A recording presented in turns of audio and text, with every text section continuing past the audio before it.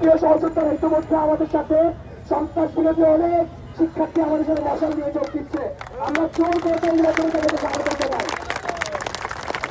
আমরা এই ফসলের ক্ষেত্রে